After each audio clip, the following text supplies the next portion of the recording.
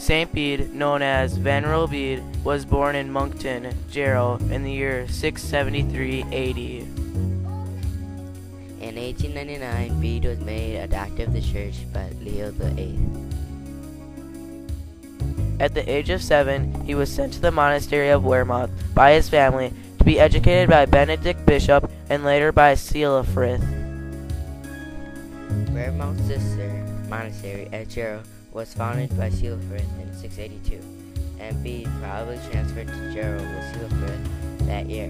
4 years later, in 686, plague broke out in Jarrow. The life of Ceolfrith, written in about 710, says that only 2 surviving monks were capable of saying with antiphons.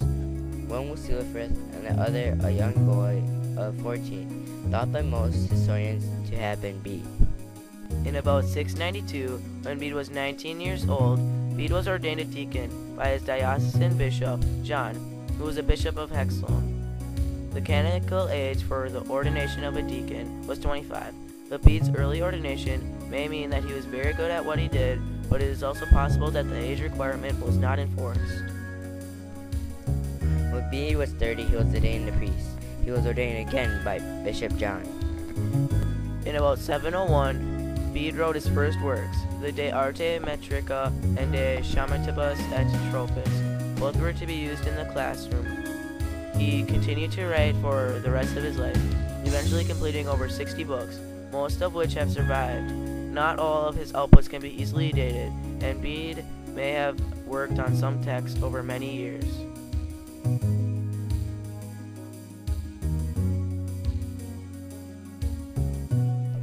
Bede wrote some works designed to help teach grammar in the Abbey School. His last surviving work is a letter to Ecgbert of York, a former student, written in 734. A 6th century manuscript of Acts that is believed to have been used by Bede is still extant. Bede may also have worked on one of the Latin Bibles that were copied at Jarrow. One is now held by Laurentian Library. Bede was a teacher as well as a writer. He enjoyed music and was said to be a good singer and as a reciter of poetry in the vernacular. In about 701, in 708, a number of monks at Hexham accused Bede of heresy because his work, De Temporibus, offered a different chronology of the 6 ages of the world theory from one commonly accepted by theologians.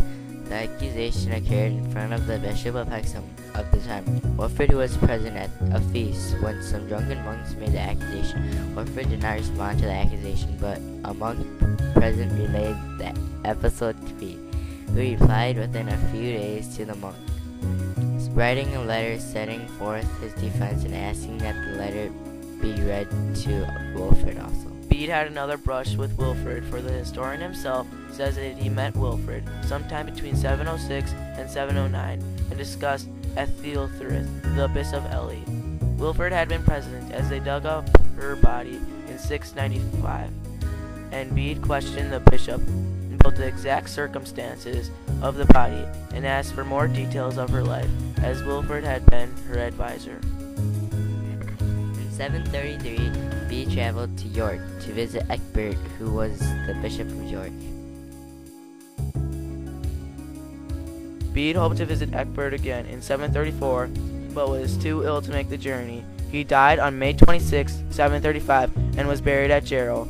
Cuthbert's letters dealt with the last days of Bede, and mainly has interest for 2 things. One, that Bede was still having trouble completing his last works right before his death, and 2, about the poem Bede composed on his deathbed.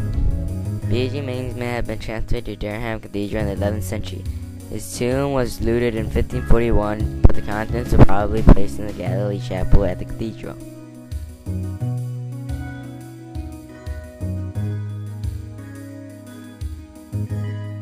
By Alex Feudner And Tommy.